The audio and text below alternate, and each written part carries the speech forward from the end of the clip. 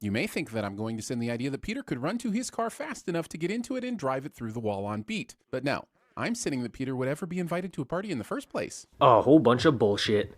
So the sign, hilariously, reads the 13th step and liquor, pretty clearly indicating that this store is a liquor store. But Peter is coming out of Quahog Mini Mart. So is this a terribly titled mini supermarket called the 13th Step, or do they sell alcohol called the 13th Step? And if so, why would they invest this much in a massive sign? The 13th Step is the name of the store, and the liquor sign is there to advertise the fact that the store sells liquor.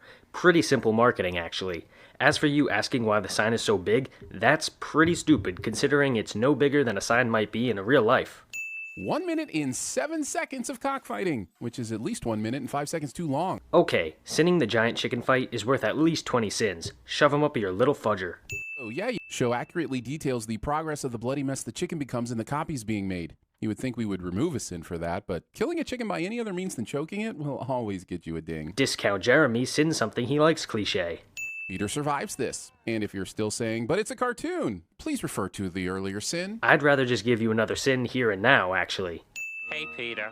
In case you didn't know, a balloon tied to a mailbox is the international symbol for party over here. But if it's red, it's also the international symbol for this house could be hiding a Pennywise. Discount Jeremy makes a pop culture reference that isn't a sin of the episode cliche.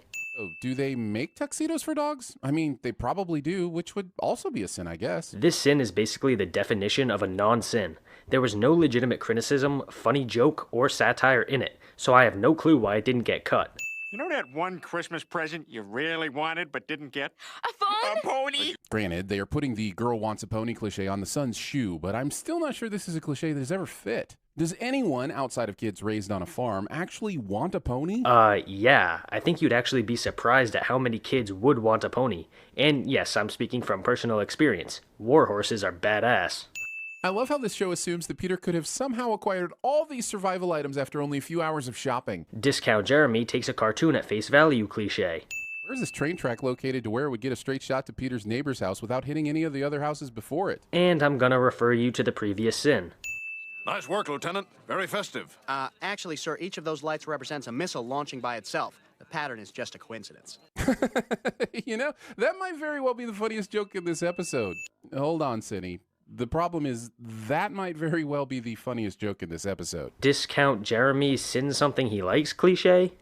What was that? Nothing. Let's go. Lying to your children about anything other than the mommy-daddy wrestling match they walked in on, or Santa Claus. Discount Jeremy implies a daddy boner. Okay, that sounded really weird, but you get the point.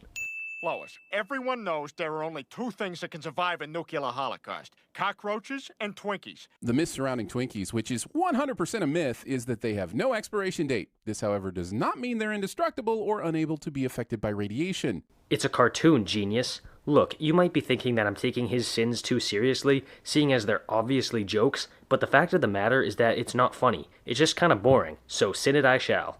Peter, put that away. Where did you get the metal for all those guns? That's the question Lois has? I'm more curious how he had the ability to make guns regardless of where he got the metal. Cleveland and Quagmire just explained if it wasn't for them helping, none of this town would exist. But Peter can just pull up some irrigation pipes and construct an artillery in a matter of a few hours? Yeah, 'cause it's a cartoon.